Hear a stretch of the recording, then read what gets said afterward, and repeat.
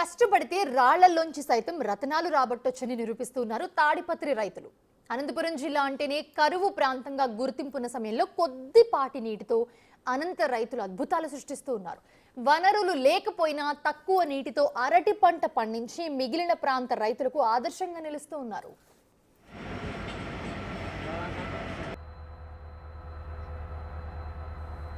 అనంతలో పండే G9 అరటి రకానికి అరబ్ దేశాల్లో భారీ డిమాండ్ ఉంది. దీంతో తాడిపత్రి రైతులు భారీగా అరటి పండ్లను పండిస్తున్నారు. ఏకంగా 680 టన్నుల అరటి పళ్ళతో ట్రైన్ ముంబై వెళ్ళింది. ఒకేసారి 34 వ్యాగన్లలో 680 టన్నుల అరటి పళ్ళను ఎగుమతి చేసి రికార్డు సృష్టించారు రైతులు. ఇక తాడిపత్రి నుంచి బనానా ట్రైన్ విశేషాలపై మరిన్ని వివరాలను మా ప్రతినిధి యోగానంద్ అందిస్తారు. అనంతపురం మనకి పేరు వింటే ఎక్కువగా ఫ్యాక్షన్ లేదా రాళ్లసీమ అంటూ కూడా గుర్తుకొస్తుంది.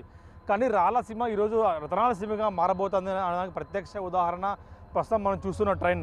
ఇది ట్రైన్ అంటే ఆషామాషి ట్రైన్ కాదు, ఇది కేవలం ఒక బనానా ట్రైన్. అంటే అనంతపురం జిల్లా నుంచి బనానా కేవలం ఒక అరటి ఉత్పత్తుల కోసం ఎగుమతి అవుతున్న మొట్టమొదటి ట్రైన్ అని చెప్పొచ్చు. దాదాపుగా ఉమ్మడి అనంతపురం జిల్లాలో కేవలం ఒక తాడిపత్రి నుంచి ప్రాంతం నుంచి మాత్రమే బనానాలు కేవలం అరటిపళ్ళుకి ఇతర దేశాలకు ముఖ్యంగా అరబ్ కంట్రీస్ కూడా ఇక్కడ నుంచి ఎగుమతి అవుతున్నాయి. భారీ యంత్రాల ద్వారా చూస్తున్నాం మనం. భారీ యంత్రాల ద్వారా ఆ ట్రక్కులని ట్రైన్లోకి ఫిక్స్ చేసే ఏర్పాటు కూడా పూర్తయి ఇది ఒక గర్వకారంగా చెప్పొచ్చు. అనంతపురం జిల్లాకి ఒక గర్వకారంగా చెప్పొచ్చు. మన ఉత్పత్తులు అరబ్ కంట్రీస్ కూడా ఎగుమతి అయ్యి ఈరోజు దేశవ్యాప్తంగా కూడా రికార్డు నెలకొల్పుతున్నాయి. అనంతపురం జిల్లాలో ముఖ్యంగా వాటర్ తక్కువ ఉన్నా కూడా ఇలాంటి పంటలు పండించి ఇవాళ అరబ్ కంట్రీస్కు ఇతర దేశాలకు కూడా పంటలు ఎగుమతి చేస్తున్నామంటే మనకు అది గర్వకారణంగా చెప్పొచ్చు. దీని గురించి మనతో మాట్లాడేందుకు banana export company SK company నిర్వాహకులు నరసింహారెడ్డి గారు మనం మాట్లాడే ప్రయత్నిద్దాం. ఎన్ని ట్రక్కులు, ఎంత అమౌంట్ అనేది కూడా నరసింహ గారు చెప్పండి. ఈరోజు ఎన్ని ట్రక్కులు ఇవి ఇక్కడ నుంచి అనంతపురం నుంచి బయలుదేరి ఉన్నాయి? దీనికి సంబంధించిన ఏర్పాట్లన్నీ పూర్తి అయ్యాయా? ఏర్పాట్లు అయితే ఇప్పుడు కంప్లీట్ అవ్వడం జరిగింది. ఇప్పుడు రైల్వే వారికి హ్యాండ్ ఓవర్ చేస్తున్నాము. వేగన్స్ కంప్లీట్ అయిన తర్వాత 34 వేగన్స్తో ఇక్కడ నుంచి 680 టన్నుల బనానా ఫస్ట్ షిప్మెంట్గా ఇరాక్కి తాడపత్రి నుంచి ఇరాక్కి బయలుదేరిపోతుంది. ఇది ఎస్కే బనానా నుంచి ఫస్ట్ షిప్మెంటు ఈ సీజన్కి.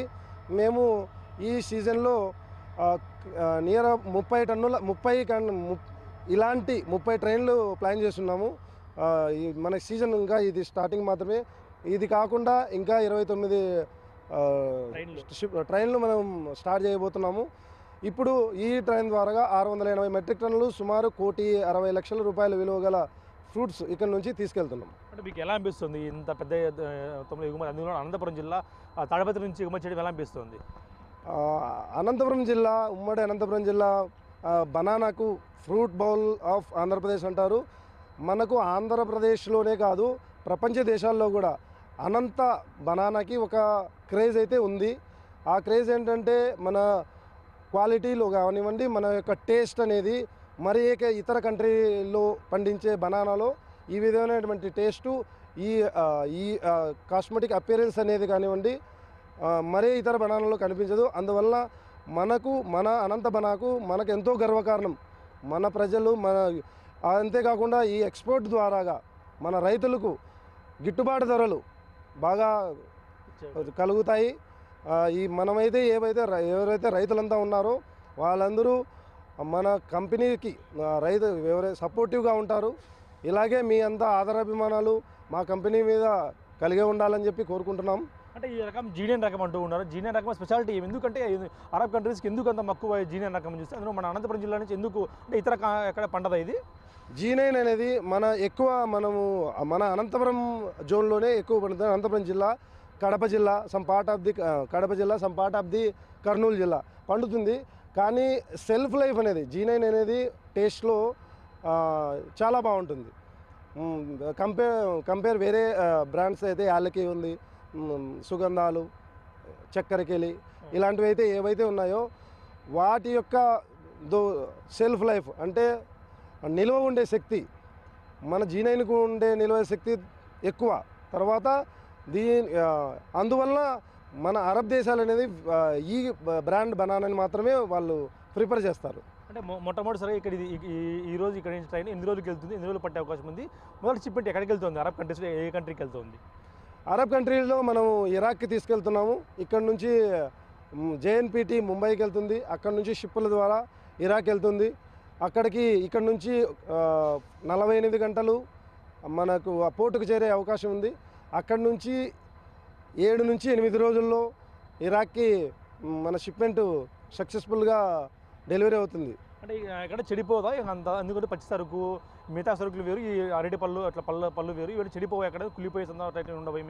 మనం దీనికోసం ప్రత్యేకంగా ఏవైతే ఉన్నాయో కోల్డ్ స్టోరేజ్ కానివ్వండి, మనం రైతుల నుంచి సేకరించిన తర్వాత ఫస్ట్ మనము ఈ మెటీరియల్ అందరినీ తీసుకెళ్ళి కోల్డ్ స్టోరేజ్లో నిల్వ ఉంచుతాం. At the rate of 13 degree centigrade, 13 degree centigrade దగ్గర అరటిపండు ఏ విధమైనటువంటి ఇది జరగదనమాట. అందువల్ల మనం 13 డిగ్రీల సెంటిగ్రేడ్ నిల్వ ఉంచి ఆ తర్వాత ఏవైతే వేగన్స్ ఉన్నాయో వీటితో వాటిని నింపి వాటిని కూడా రెఫ్రిజిరేటెడ్ వ్యాన్స్ అంటారు వీటిని, దానికి కూడా టెంపరేచర్ 13 డిగ్రీల వద్ద ఉంచి ఇలాగా మేము ఇక్కడ నుంచి షిప్మెంట్. దీనివల్ల కాయకి ఎటువంటి ఇది డ్యామేజ్ కానివ్వండి, ఎటువంటి కుళ్ళడం ఇవన్నీ ఏం జరగవు. ఈ సీజన్లో 30 ట్రైన్లు అంటే దాదాపుగా ఉమ్మడి అనంతపురం జిల్లా వ్యాప్తంగా కూడా అరటికి రైతులకు అయితే సంతోషకరమైన వార్త అని చెప్పొచ్చు. ఎందుకంటే 30 ట్రైన్లు అంటే ఆషామాషి వ్యవహారం కాదు. దాదాపుగా 35 వ్యాగన్లు, ఒక్కో ట్రైన్లో 35 వ్యాగన్లు అంటే దాదాపుగా 1000 వ్యాగన్ల పంట ఇక్కడ నుంచి కూడా ఉత్పత్తి అవుతుందంటే ఉమ్మడి అనంతపురం జిల్లా వాసులుగా కూడా రైతులందరికీ ఇది గర్వకారణంగా చెప్పొచ్చు. రాయలసీమ రైతులకు నీళ్లు ఇస్తే ఎలాంటి పంటలు పండిస్తారో అని చెప్పడానికి ప్రత్యక్ష ఉదాహరణ ఈ ట్రైన్. ఇలాంటి ట్రైన్లు మన జిల్లా నుంచి మరిన్ని వెళ్ళాలని కోరుకుందాం. అనంతపురం జిల్లా రైతులు మరొక అరుదైన ఘనతను సాధించారు. కొత్త రకాల పంటలు పండిస్తూ ఇతర రైతులందరికీ ఆదర్శంగా నిలుస్తున్నారు. వనరులు లేకపోయినా తక్కువ నీటితో అరటి పంట పండించి ఆ అరటి పండ్లను మిడిల్ ఈస్ట్ దేశాలకు ఎక్స్పోర్ట్ చేస్తూ ఉన్నారు. ఇక నిన్న అనంతపురం జిల్లా తాడిపత్రి నుంచి బనానా ట్రైన్ విశేషాల గురించి మరిన్ని వివరాలు మా ప్రతినిధి యోగానంద్ అందిస్తారు. రైతు ఉత్పత్తుల మార్కెటింగ్ కోసం మనం ఎన్నో కష్టాలు పడ్డ చూస్తూ ఉంటాం. రైతులు ముఖ్యంగా వాళ్ళ పండిన పంటను అమ్ముకునేందుకు అనేక ఇబ్బందులు గురి చేస్తూ ఉంటారు దళారులు ఇట్లా వచ్చి. కానీ తాడిపత్రిలోనే బనానా రైలు చూస్తున్నాం ప్రస్తుతం మనం. ఈ బనానా రైలు ద్వారా రైతులు తమ ఉత్పత్తులను మార్కెటింగ్ చేసుకునేందుకు ఎటువంటి ఇబ్బందులు లేకుండా కూడా వారే స్వయంగా ఒక వ్యాపారస్తులకు అమ్ముకొని ముంబై నుంచి ఇతర ప్రాంతాలకు కూడా ఎగుమతి అవుతూ ఉన్నాయి. ఈ విషయం గురించి మనతో మాట్లాడేందుకు రైతులు అయితే ఎక్స్పోర్ట్ ఎలా అనిపిస్తుంది, వీళ్ళకు ఆ ధర ఎలా ఉంటుంది, వీళ్ళకు ధర గిట్టుబాటు అవుతుంది అనేది మనం మాట్లాడే ప్రయత్నం చేద్దాం. మీకు చెప్పండి, ముఖ్యంగా ఎక్స్పోర్ట్ అవుతుంది ఈరోజు మీరు పండించిన పంట ఎలా అనిపిస్తుంది మీకు? ఎక్స్పోర్ట్ ఉండేది చాలా మంచిదే, బాగా రేట్లు కానీ బాగా ఉంటాయి. ఈ ఎక్స్పోర్ట్ ఉండే వల్ల మామూలుగా దళారులు అందుకని చాలా తక్కువ రేటు అడక్కోకుండా బాగా అవకాశం బాగా ఉంటుంది. ఈ ఎక్స్పోర్ట్ చాలా రేట్లు పెంచుకొని అమ్ముకోవచ్చు. రైతుకి ఇబ్బంది లేకుండా మామూలుగా అయితే ఏమైనా నష్టపోతూ ఉంటారు రైతులు, ముఖ్యంగా మార్కెటింగ్ వల్లే. పండించి పంట వరకు బాగా చేస్తారు కానీ అమ్ముకునేటప్పుడు దళారుల మధ్యలో ఇట్లా అమ్ముకొని లేదా తక్కువ రేటు కొనుక్కొని అట్లా ఉంటాయి. కానీ ఇట్లా రైలు ఏర్పాటు చేయడము ప్రభుత్వం కానీ లేదా మీ కూటమి ప్రభుత్వం ఏర్పాటు చేయడం ఎలా అనిపిస్తుంది మీకు? ఇట్లా చేసిన వల్ల చాలా మేలు, రైతులకు చాలా ఉపయోగం అన్నమాట. తక్కువ రేట్ల కాకుండా మామూలుగా కంపెనీ వాళ్ళు వచ్చి తీసుకొని ఎక్స్పోర్ట్ పంపిస్తారు, చాలా ఉపయోగం ఉంటుంది. అంటే మామూలుగా మీరు వెళ్ళి పంటను అమ్ముకుంటూ ఉంటారు, కానీ ఇప్పుడు మీ దగ్గరికి వస్తున్నారు మా వ్యాపారస్తులు కానీ ఏజెన్సీలు కానీ మీ దగ్గరికి వచ్చి వాళ్ళు కొనుక్కొని వెళ్తూ ఉన్నారు. మీకు అంతా కూడా ఖర్చు భారం తగ్గుతుందా, తీసుకొని వెళ్ళే భారం అంతా కూడా? ఇప్పుడు మన దగ్గరికి వచ్చి మామూలుగా వ్యాపారస్తులు అందుకుని ఎక్స్పోర్ట్ రేటు పెడితే మనకు రైతులకు మేలు. సరే మీరు చెప్పండి, ఎలా అనిపిస్తుంది? ముఖ్యంగా మీకు కంపెనీలు రావడము, ట్రైన్లు ఏర్పాటు చేయడము ఎలా అనిపిస్తుంది మీకు? చాలా సంతోషంగా ఉంది. ఈరోజు నేను 20 సంవత్సరాల నుంచి నేను 15-20 ఎకరాల అరటి చెట్టు నా కుమారులతో సలహాతో చూసుకొని వాళ్ళ యొక్క చేదోడు వాదోడుగా నేను రైతాంగం చేస్తూనే ఉన్నా. అయితే నా కళ్ళ కట్టినట్టుగా ఉన్నటువంటి భయంకరమైనటువంటి ఉప్పెన లాంటి మన యొక్క వ్యవసాయంలో దిగుబడి ఎంతో చక్కగా పండి ఆరోగ్యంగా పుష్టిగా బలమైన పంట అప్పులు తెచ్చి మంచి పంట పండించాలనే ఉద్దేశంతో కసితోటి కృషితోటి చేస్తే మంచి పంట వచ్చిన రోజులు టన్ను వచ్చేసి మేము ఆ రోజుల్లో 1100, 1500 బంగకపోయి అప్పు కొట్టిస్తాము, ఎప్పుడన్నా డబ్బులు ఇవ్వండి మా పంట దీనిలో కొలాప్స్. రైతుగా మేము ఎప్పుడు కూడా పంట నష్టమైతే తట్టుకోలేము. మేము పండించిన యొక్క దిగుబడి కన్జ్యూమర్స్కి వెళ్ళాలి. మా యొక్క పంట దిగుబడిని ప్రజలు తినాలి, అధికారులు తినాలి, వేరే వాళ్ళు ఉపయోగించగలరు. అప్పుడు మేము నష్టపోయినా పర్వాలే, అది యొక్క మాకు కాన్సెప్ట్గా ఉంటుంది. అట్లా ఆ రోజుల్లో కూడా చాలా నష్టానికి కష్టానికి భరాయించి మేము అమ్ముకోవడమే గిట్టుబాటు ధరలేక అమ్ముకోవడమే గమనీయమైన పరిస్థితులు. మాలో ఇప్పటికి కూడా బ్యాంకుల్లో కోర్టులో దావాలు ఉన్నాయి, కోర్టులో వేసిన రోజులు ఉన్నాయి. మీ ఎట్లా రైతుల దగ్గర తెచ్చిన అప్పులు కూడా ఈరోజు వడ్డీ కట్టుకోలేనటువంటి పరిస్థితులు ఉన్నాయి. కానీ ఇవన్నీ గమనించినటువంటి ప్రభుత్వం నారా చంద్రబాబు నాయుడు గారు గతంలోనే రైతు యొక్క పరిస్థితి భయంకరమైన పరిస్థితిలో ఉంది, ఈ యొక్క రైతును గట్టెక్కించాలి, రైతు రాజ్యానికి దేశానికి వెన్నెముక, ఇలాంటి పరిస్థితుల్లో మనం యొక్క ఒక గమ్యస్థానం చేర్చాలనే ఉద్దేశంతో నారా చంద్రబాబు నాయుడు గారు గతంలో జై కిసాన్ జై జవాన్ అనేటువంటి నినాదంతో రైలు ఇక్కడ నుంచి ఎక్స్పోర్ట్ తరలించడం జరిగింది. కానీ తెలుగుదేశం ప్రభుత్వం పోయిన తర్వాత వైఎస్ఆర్ ప్రభుత్వం వచ్చి జగన్ ప్రభుత్వం వచ్చిన తర్వాత పూర్తిగా రైతు యొక్క అభ్యున్నతి, రైతు యొక్క శ్రేయస్సును హార్టికల్చర్ విభాగాన్ని పూర్తిగా పక్కకు తోసేసి అది పూర్తిగా కాలరాయడం జరిగితే ఈరోజు వచ్చినటువంటి కూటమి ప్రభుత్వం 5 నెలల్లోనే మళ్ళీ రైతు యొక్క అభ్యున్నతి కావాలి, రైతు యొక్క బాగుండాలనే ఉద్దేశంతో ఈ రైలును డైరెక్ట్ నేరుగా ఇతర దేశాలకు ఎలాంటి ఆటంకాలు లేకుండా పంపించడం జరుగుతూ ఉంది. గిట్టుబాటు ధర గతంతో అవుతుందా? చాలా చాలా ఈరోజు అరటి పంట 24,000 నుంచి 25,000 పంట దిగుబడి వస్తూ ఉంది. 1,500 ఎక్కడ, 2,000 ఎక్కడ, 25,000 ఎక్కడ, 30,000 దాదాపుగా 30,000 రూపాయలు దిగుబడి రావడానికి జరుగుతూ ఉంది. ఇది ఎంత లాభసాటి. మా రైతాంగం తరపున మరొకసారి అందరికీ కృతజ్ఞతాభావంగా మీకు ట్రైన్ కూడా ఓపెన్ ప్రారంభించేందుకు అధికారంతా కూడా చేరుకున్నారు. ఇలాంటి ట్రైన్లు మరికొన్ని వేస్తే ఎంతో బాగుంటుంది, రైతులకు గిట్టుబాటు ధర వచ్చే అవకాశం ఉందంటూ కూడా రైతులు తమ ఆశాభక్తం కూటమి ప్రభుత్వానికి దీని పట్ల ఎంతో కృతజ్ఞతతో ఉంటామంటూ కూడా వారు చెప్తున్న పరిస్థితి ఉంది. ఉమ్మడి అనంతపురం జిల్లా అంటే ఎక్కువగా సాంప్రదాయపు పంటలు గుర్తొస్తూ ఉంటాయి. అలాగే వేరుశెనగ, కంది పంటలు ఎక్కువగా ఇక్కడి రైతులు వేస్తూ ఉంటారు. కానీ గత కొంతకాలంగా సాంప్రదాయ పంటలు కాకుండా హార్టికల్చర్ పంటల వైపు రైతులు ఎక్కువగా మక్కువ చూపిస్తున్నారు. ఇక భవిష్యత్తులో కూడా ఉద్యాన పంటల వైపు రైతులు ఆసక్తి చూపుతున్నట్లుగా కనిపిస్తోంది. ఇలాంటి పంటలకు మార్కెట్లలో మంచి లాభాలు వస్తాయని అంటున్నారు హార్టికల్చర్ డీడీ నరసింహారావు. అనంతపురం ఈ పేరు వింటే మనకి ఎక్కువగా కూడా వేరుశెనగ సాంప్రదాయ పట్ల గుర్తొస్తూ ఉంటాయి. కానీ గత కొన్నేళ్లుగా హార్టికల్చర్ వైపు ఈ అనంతపురం జిల్లా రైతులంతా కూడా మొగ్గు చూపుతున్నారు. ముఖ్యంగా ఈ హార్టికల్చర్లో ప్రధానమైన ప్రతికూలమైనది మార్కెటింగ్ సదుపాయం. ఈ మార్కెటింగ్ సదుపాయం లేక అనేక మంది పంటలు నష్టపోతూ ఉంటారు. అలాంటి పంటలు నష్టపోకుండా ఇటీవల ఆంధ్రప్రదేశ్ ప్రభుత్వం ఒక రైలు కూడా బనానా రైలు ఏర్పాటు చేసి దాదాపుగా తద్వారా ముంబై ఇతర ప్రాంతాలు ఇతర దేశాలకు కూడా ఎగుమతి చేస్తూ బనానాలని ఎంతో పేరు తెచ్చుకుంది. ఆ విషయంలో కృషి చేసిన హార్టికల్చర్ డీడీ నరసింహారావు ప్రస్తుతం మనతో మాట్లాడే సార్, ఎలా అనిపిస్తుంది? మీ ఉత్పత్తులు ఇవాళ ఖండాలు దాటి వెళ్తున్నాయి, ఎలా అనిపిస్తుంది సార్ మీకు? చాలా సంతోషంగా ఉందండి. హార్టికల్చర్ డిపార్ట్మెంటు 2016 సంవత్సరంలోనే మనకి ప్రైవేట్ కంపెనీస్ తోటి ఒక ఒప్పందం చేసుకుంది. ఎందుకు అంటే ఫ్రూట్ కేర్ యాక్టివిటీ అనేది, అంటే అరటిలో ఎక్కువ తెగుళ్ళు పురుగులు లేకపోయినప్పటికీ మంచి నాణ్యమైన అరటి రావాలి అంటే కొన్ని చర్యలు తీసుకోవాలి.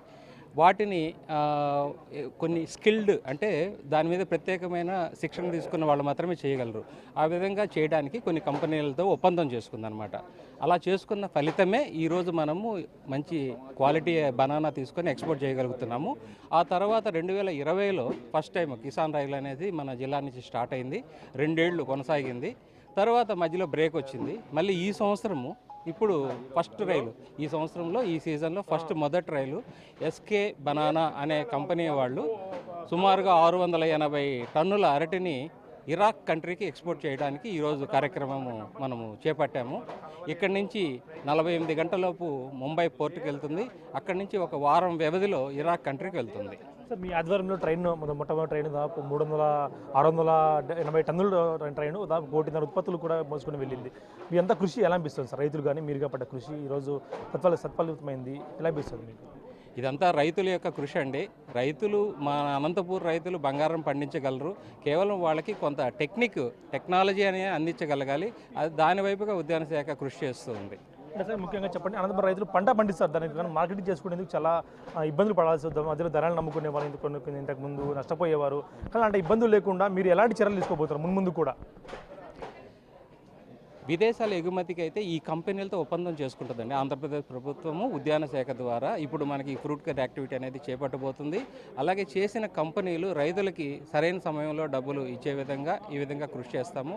అలాగే దేశీయంగా ఇతర రాష్ట్రాలకి అరటి ఎగుమతి నేరుగా రైతులు చేసుకుంటున్నారు. వారికి మార్కెటింగ్ శాఖ వారు కొంత సహాయ సహకారాలు అందజేస్తారు. ఉద్యాన శాఖ ప్రధానంగా టెక్నాలజీ, అంటే మంచి దిగుబడులు రావడానికి ఏ విధంగా చర్యలు తీసుకోవాలో ఆ విధంగా కృషి చేస్తుంది. మన జిల్లాలో ఇప్పటికీ కూడా సాంప్రదాయ పంటలకు భిన్నంగా అనేక పంటలు సాగు చేస్తూ ఉన్నారు. ఖర్జూరం కానీ లేదా ఈ అరటి, ఈ చీని అనేక పంటలు అంజూరు పంటలు పండిస్తున్నారు. ఇంకా ఈ పంటలు మరికొంత పెంచాలంటే మన హార్టికల్చర్ నుంచి ఇది ఎటువంటి సహాయం చేయాలి రైతులకు కానీ? ఇప్పుడు మన ముఖ్యమంత్రి చంద్రబాబు నాయుడు గారు స్వర్ణాంధ్ర విజన్ 2047లో భాగంగా 2030 నాటికి మనకి ఒక యాక్షన్ ప్లాన్ అడిగి ఉన్నారు. ప్రతి సంవత్సరం 15% వృద్ధి సాధించాలనే లక్ష్యంతో మనము నిర్ణయం తీసుకోవడం జరిగింది. అందులో భాగంగా 5% మనము ఏరియా ఎక్స్పెన్షన్ అంటే పండ్ల తోటల విస్తీర్ణ పథకాన్ని పెంచుకుంటూ పోతున్నాము. అలాగే ఇంకొక 5% వృద్ధి సాధించాలంటే పర్ క్యాపిటా ప్రొడక్టివిటీ అంటే ఒక హెక్టార్కి వచ్చే దిగుబడిని ఇప్పుడు 10 టన్నులు ఉందనుకోండి, దాన్ని 15 టన్నులు ఎలా చేయాలి అనే దానికి మన ఉద్యాన శాఖ ఇంకొక రెండవ యాక్షన్ ప్లాన్గా తీసుకుంది. మూడోది వీటికి ఇన్ఫ్రాస్ట్రక్చర్ ఫెసిలిటీస్ అనేది అంటే ముఖ్యంగా ఇప్పుడు ఈ అరటి కోసారు కదండి, కోసిన తర్వాత ఈ ఎక్స్పోర్ట్ చేయడానికి మధ్యలో 4 రోజులు గ్యాప్ ఉంటుంది. ఈ 4 రోజులు వీటిని 13 డిగ్రీల సెంటీగ్రేడ్ దగ్గర స్టోర్ చేయాలి. దీనికి ప్రీ కూలింగ్ యూనిట్లు, కోల్డ్ స్టోరేజ్లు, అలాగే ఈ అరటి ప్యాక్ చేయడానికి కావాల్సిన ప్లాస్టిక్ బోర్డులు, అట్టలు ఉంటాయి కదా, అవి మ్యానుఫ్యాక్చరింగ్ చేసుకునే వాళ్ళకి సబ్సిడీలు ఏర్పాటు చేయడము, ప్రీ కూలింగ్ యూనిట్లు, ఇలాంటివన్నీ కూడా ఇన్ఫ్రాస్ట్రక్చర్ ఫెసిలిటీస్ అనేది ఇవ్వడానికి పిహెచ్ఎం యాక్టివిటీ అంటారు. దాన్ని కూడా మేము టేకప్ చేయబోతున్నాం. రాబోయే 5 ఏళ్లలో ఇవన్నీ కూడా ఈ నార్పల క్లస్టర్లో విపరీతంగా ఇవ్వబోతున్నాము అని ఈ సందర్భంగా చెప్పడానికి నేను సంతోషిస్తున్నాను. ఇట్లాంటి ట్రైన్లు మరికొన్ని ఆశించవచ్చు సార్? ఇట్లాంటి ఫ్రూట్ ఎక్స్పోర్ట్ ట్రైన్స్ మరికొన్ని ఆశించవచ్చా? ఇతర ఇది ఫస్ట్ పార్ట్ మాత్రమే. ఇక్కడ నుంచి మనకి అప్ టు మార్చి వరకు వారానికి 2 ట్రైన్లు లెక్కన ఇక్కడ నుంచి విదేశాలకు వెళ్ళబోతున్నాయి. Thank you sir. చూస్తున్నాం వారానికి 2 ట్రైన్లు లెక్కన విదేశాలకు కూడా ఎగుమతి ప్రయాసం మొదలు పెట్టబోతున్నాం. త్వరలో ఈ ముఖ్యంగా ఏదైతే పంటలు మిగతా పంటలు ఉన్నాయో చీనీ కానీ అంజూరు కానీ పంటలు కూడా ఖర్జూరం ఇలాంటి పంటలు కూడా ఎక్కువ పండిస్తుంటారు. వాటికి కూడా ఎక్స్పోర్ట్ చేసేందుకు తగిన విధంగా కూడా చర్యలు తీసుకోబోతున్నామంటే కూడా డీడీ చెప్తున్న పరిస్థితి ఉంది. Video Prasad Big TV Tadipatri నుంచి.